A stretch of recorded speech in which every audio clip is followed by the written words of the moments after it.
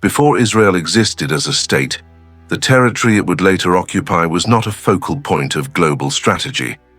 For centuries, the land historically known as Palestine functioned as a peripheral region within larger imperial systems.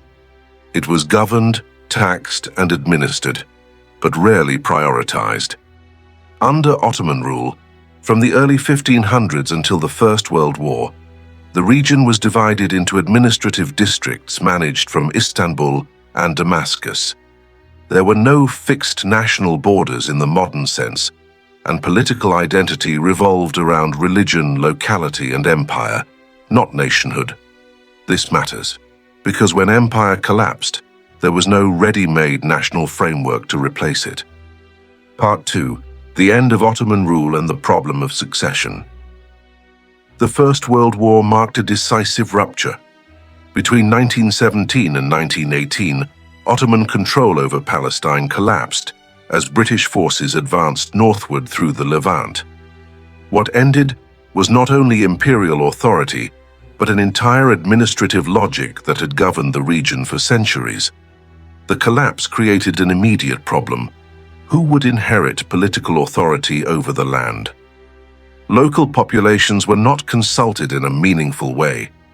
Instead, decisions were shaped by wartime agreements among external powers. The most consequential of these was the Sykes-Picot Agreement of 1916, which divided former Ottoman territories into British and French spheres of influence. Palestine was placed under British control, not as an independent state, but as a mandate administered on behalf of the international community. Part 3. The British Mandate and Contradictory Commitments. The British Mandate for Palestine, formally approved in 1922, embedded contradiction at its core. Britain committed to facilitating the establishment of a national home for the Jewish people, while also pledging not to prejudice the civil and religious rights of existing non-Jewish communities. These objectives were never reconciled. During the 1920s and 1930s, Jewish immigration increased steadily, driven by rising anti-Semitism in Europe and later by the Nazi genocide during the Second World War. Land purchases accelerated, urban centers expanded, political institutions developed unevenly between communities.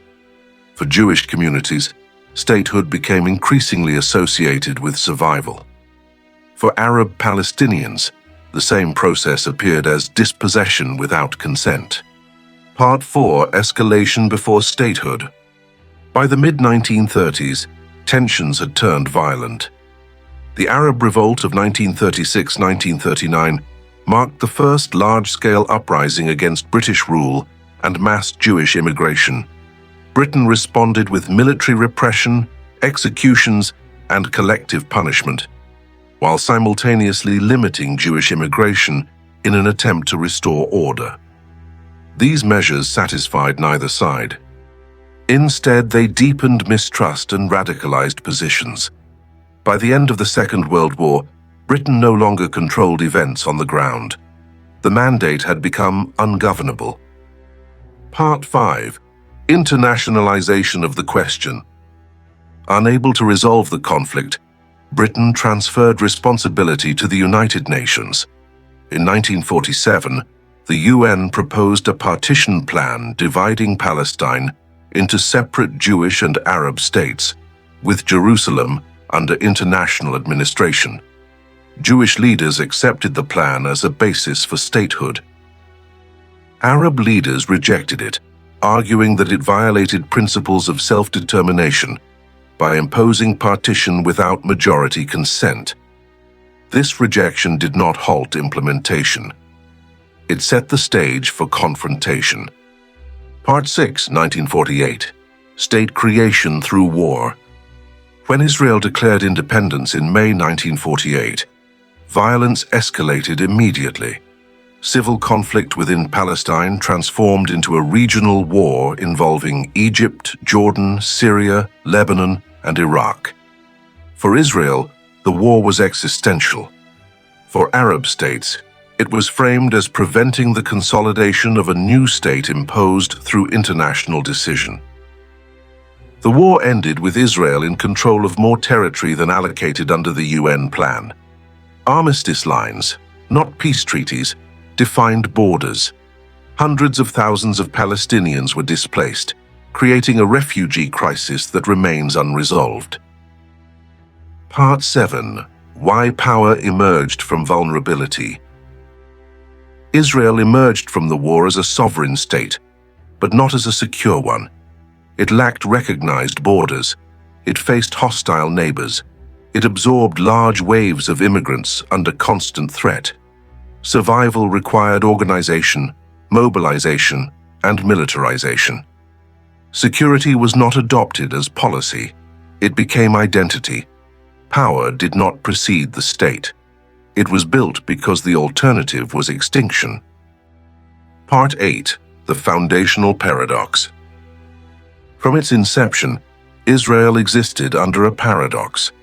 Its creation resolved Jewish statelessness. It institutionalized Palestinian displacement. Its survival depended on strength.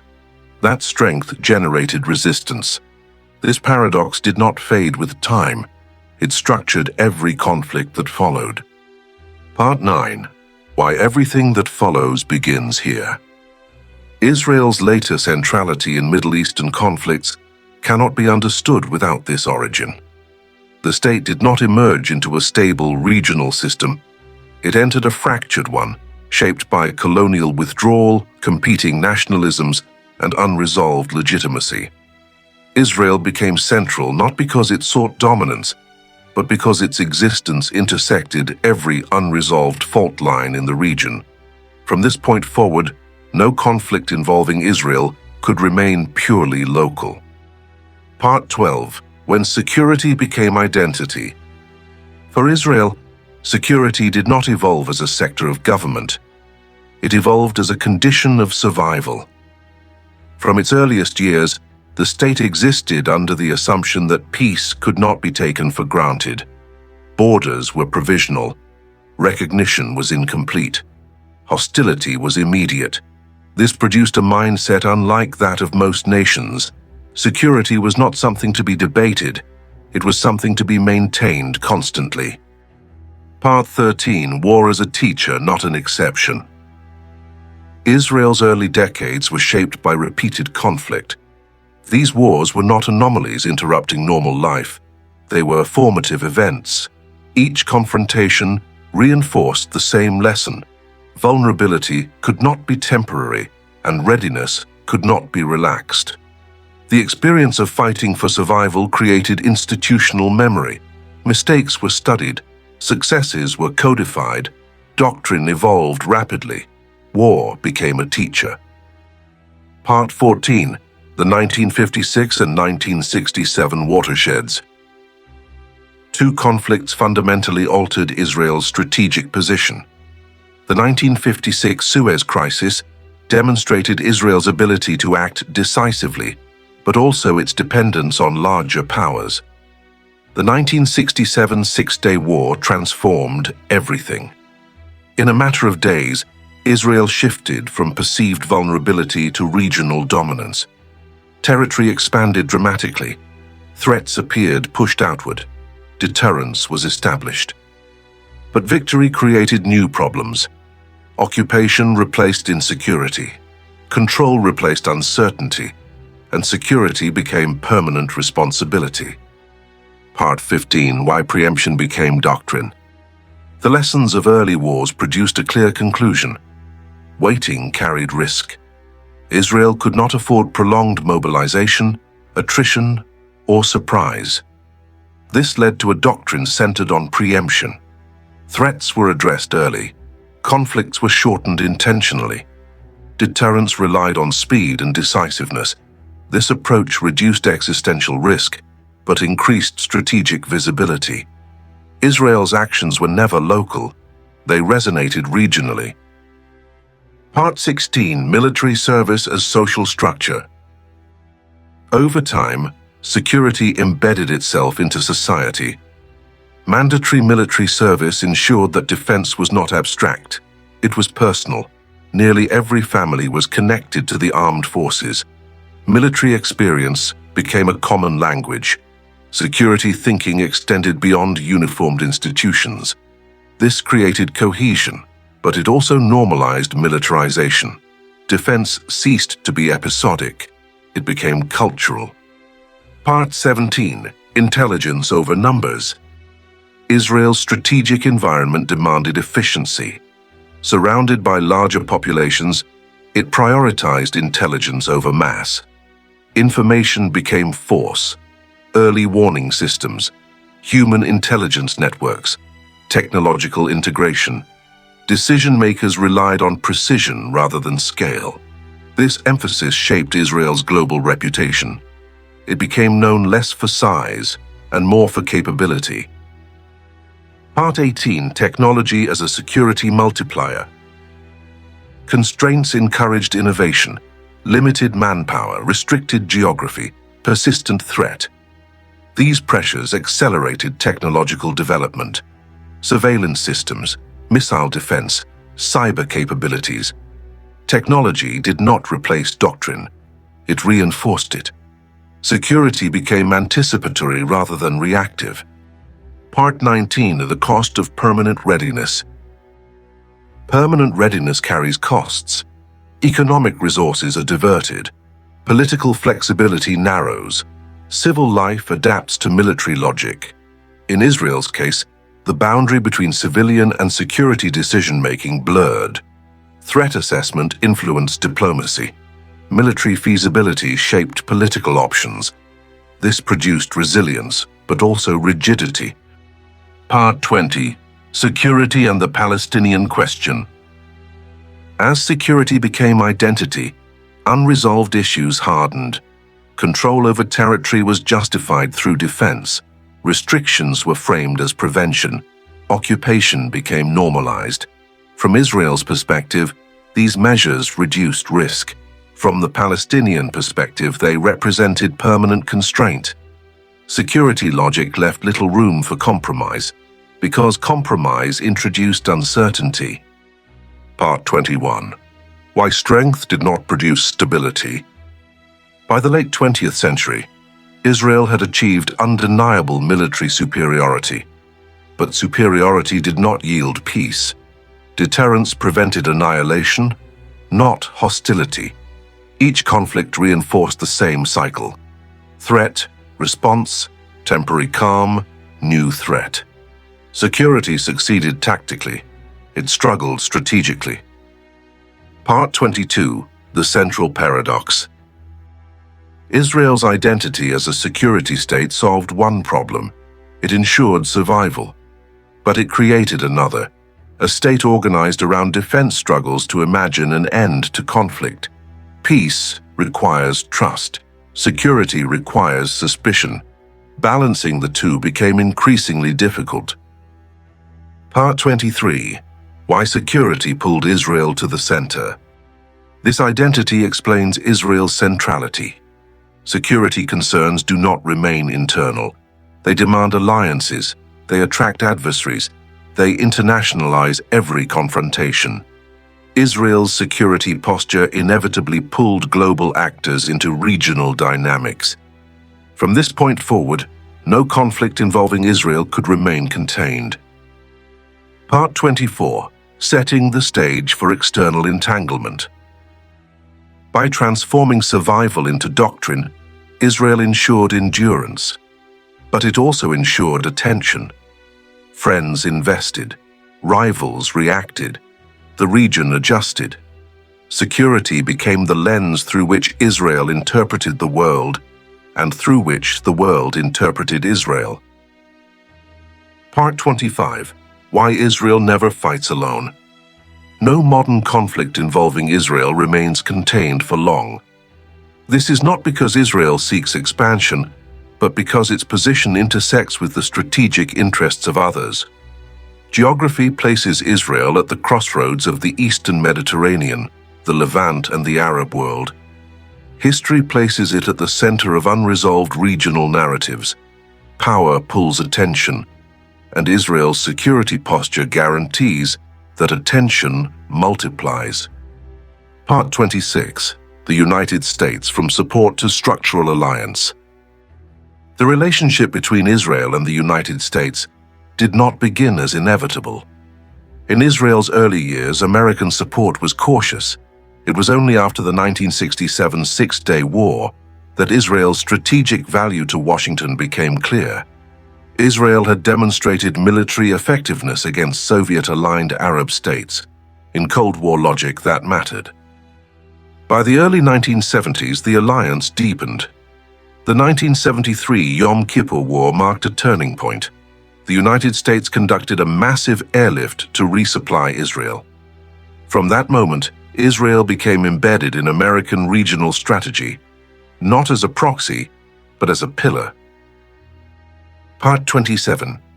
Why American support is not purely ideological. American backing of Israel is often framed in moral or cultural terms. Shared values, democracy, historical ties. These elements exist, but strategy precedes sentiment. Israel provides the United States with a stable military partner in a volatile region, advanced intelligence capabilities, a forward presence without permanent U.S. troop deployment. This reduces American exposure while preserving influence. In return, Israel receives military aid, diplomatic protection, technological cooperation. This is not unconditional loyalty. It is mutual utility. Part 28. How Israel became a fixed point in U.S. policy. Unlike other regional partners, Israel does not fluctuate with regime change. Governments in Egypt, Iraq, or Iran have shifted dramatically over decades. Israel's strategic alignment has not. This consistency makes Israel reliable, but it also makes it immovable. When crises erupt, Washington cannot disengage easily. Israel's security concerns become American concerns, whether the United States wants escalation or not. Part 29. Iran, the central antagonist. No country has shaped Israel's external security environment more in recent decades than Iran. This rivalry did not begin as ideological hostility. Before 1979, Iran and Israel maintained discreet cooperation. The Iranian Revolution changed everything. After 1979, Iran redefined itself as a revolutionary state. Opposition to Israel became central to its regional identity, but confrontation was indirect. Iran avoided direct war. Instead, it invested in proxies. Part 30. The logic of proxy warfare. Direct conflict with Israel would invite overwhelming retaliation. Proxy warfare offered leverage without escalation. Iran supported Hezbollah in Lebanon, Hamas, and Islamic Jihad in Gaza militias in Syria and Iraq. These groups expanded Iran's reach while maintaining deniability. From Israel's perspective, this erased clear front lines. Threats no longer came from states alone. They came from networks. Part 31. Lebanon and the Northern Front. Lebanon became Israel's most volatile border. Hezbollah's emergence in the 1980s transformed the balance. Backed by Iran and trained by Syrian intermediaries, Hezbollah evolved into a hybrid force. By the 2006 Lebanon War, Hezbollah demonstrated capabilities comparable to state militaries. This shifted Israel's calculus. Northern conflict now carried regional consequences. Part 32. Gaza as a permanent flashpoint. Gaza represents a different challenge. Densely populated, politically isolated, militarily asymmetrical. Conflicts in Gaza are frequent because they are limited. They remain below the threshold of regional war. But each escalation draws international attention. Diplomatic pressure follows. Israel's actions are scrutinized globally. Part 33. Syria, the invisible battlefield. Since the Syrian civil war began in 2011, Syria has become a silent front. Iran expanded its presence. Weapons transfers increased. Israel responded with targeted strikes, hundreds of them. These strikes rarely make headlines, but they shape regional balance. Israel's objective is containment, not occupation. Prevent Iran from establishing permanent military infrastructure. This shadow conflict ties Israel, Iran, Russia, and the United States into a shared space. Part 34. Why regional actors cannot ignore Israel. Countries like Egypt, Jordan, and Saudi Arabia have recalibrated their positions. Formal peace treaties with Egypt 1979 and Jordan 1994 created stability. Normalization agreements in the 2020s reflected shifting priorities. For these states, Israel is no longer just an adversary. It is a variable, one that influences relations with Washington, Tehran, and regional security. Part 35. How Israel turns local incidents into global crises. Because Israel sits at the intersection of multiple strategic systems, even small events escalate. A strike in Gaza affects US diplomacy. An operation in Syria concerns Russia. A clash in Lebanon alarms Europe. Israel does not control this escalation. It triggers it. Part 36. The multiplier effect. Israel functions as a strategic multiplier. Its actions activate alliances. Its vulnerabilities invite intervention. Its conflicts reorganize priorities. This is why Israel pulls others into conflict, not through expansion, but through entanglement. Part 37. Why disengagement fails. External powers periodically attempt disengagement, reducing involvement, lowering visibility, delegating responsibility. These efforts fail because Israel's security dilemmas remain unresolved. As long as those dilemmas persist, attention returns. Part 38. Setting the stage for the final question. Israel's centrality is not accidental. It is structural, built from alliances, antagonisms, and unresolved conflicts layered over decades.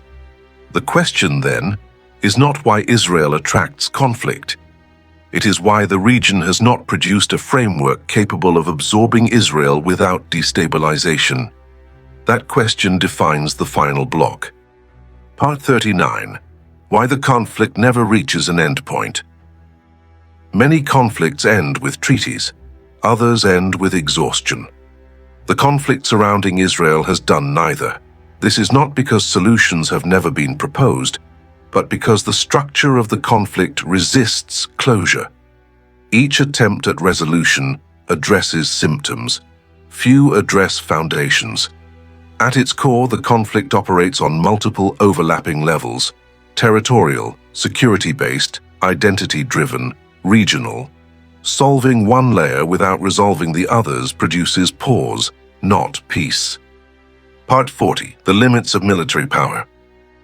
Israel's military superiority is undeniable. It deters invasion. It neutralizes immediate threats. It preserves state survival. But military power is designed to prevent loss, not to produce legitimacy. Every use of force reinforces deterrence, but it also reinforces narratives of resistance. This creates a cycle. Force stabilizes the present. Grievance fuels the future. Military success becomes strategically ambiguous. Part 41. Why diplomacy stalls. Diplomatic initiatives have repeatedly emerged. Oslo, roadmaps, framework agreements. They faltered not due to absence of negotiation, but due to asymmetry of trust. Security-first logic demands guarantees. Political compromise demands uncertainty. In Israel's environment, uncertainty is perceived as risk. Risk is treated as vulnerability. Meanwhile, Palestinian political fragmentation complicates representation. Negotiations require unified authority. Fragmentation produces paralysis. Diplomacy stalls between fear and incapacity. Part 42. The Palestinian question as a structural issue. The Palestinian issue is not peripheral. It is central and unresolved. but it is also structurally difficult. It involves competing claims to sovereignty, displacement without final settlement, security concerns without mutual trust. Solutions demand concessions from all sides. Concessions require legitimacy. Legitimacy is scarce. This produces stalemate. Part 43. Regional politics as a constraint. The broader Middle East constrains resolution. Regional rivalries intersect with the conflict. Iran frames resistance as ideological identity. Arab states balance domestic opinion against strategic interests. External powers pursue influence rather than settlement. This means the conflict serves multiple agendas simultaneously. Ending it would disrupt regional equilibria. For some actors, unresolved conflict is preferable to unpredictable peace. Part 44. Why external pressure fails. International pressure has limits: sanctions, condemnations, incentives. These tools influence behavior and but rarely identity. Pressure can alter tactics. It rarely transforms narratives, and narratives drive endurance. For Israel, external pressure reinforces defensive posture.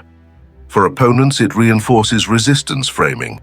Neither side experiences sufficient incentive for risk-taking. Part 45 and Scenario 1. Managed conflict. The most likely future is continuity.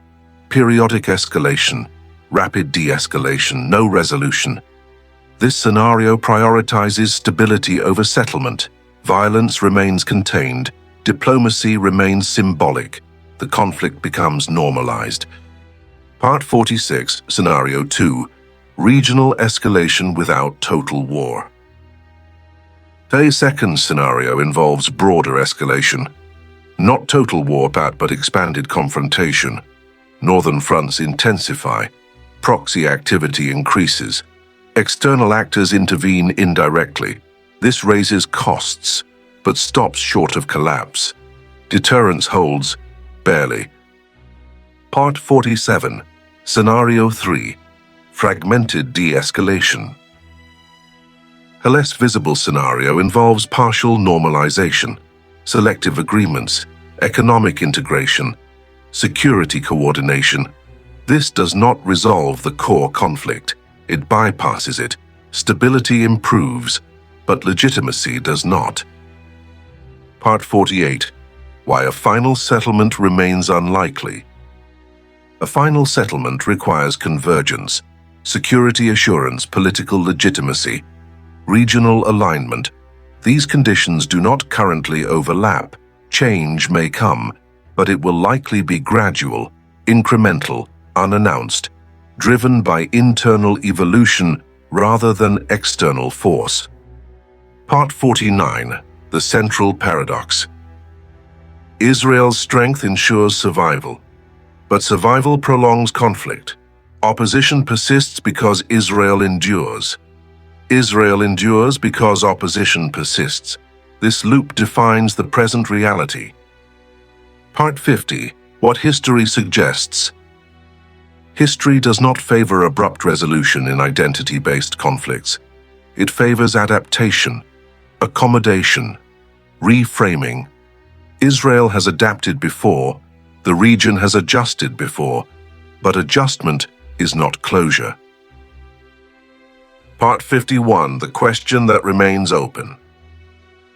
The conflict does not ask for prediction, it asks for understanding. Not when it will end, but why it persists. And why, despite decades of war, diplomacy, and pressure, Israel remains at the center of every Middle East conflict.